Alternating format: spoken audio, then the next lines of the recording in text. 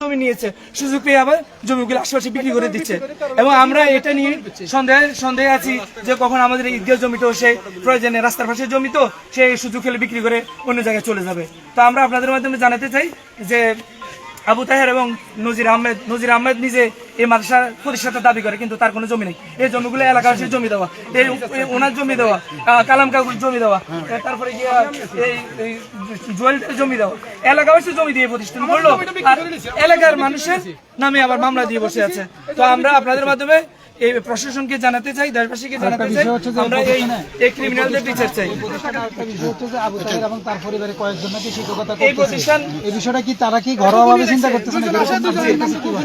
এই প্রতিষ্ঠান এলাকাবাসীর জমিতে গড়া, অথচ এলাকাবাসীর একজন কি টিচারও রাখে নাই, এবং কি এক পরিবারের তিনজন বাবা, তারপর মানে আবু তাহের স্ত্রী, আবু তাহের শালী, আবু তাহের মেয়ে, আবু তাহের ছেলে, সব এক পরিবার দিয়ে চলে। আপনি গিয়ে দেখবেন যে প্রতিষ্ঠানে এই বিশৃঙ্খলার কারণে প্রতিষ্ঠানে কোনো ক্লাসে 2 জন নাই, কোনো ক্লাসে 5 জন নাই, এবং সব মিলে 100 স্টুডেন্ট নাই।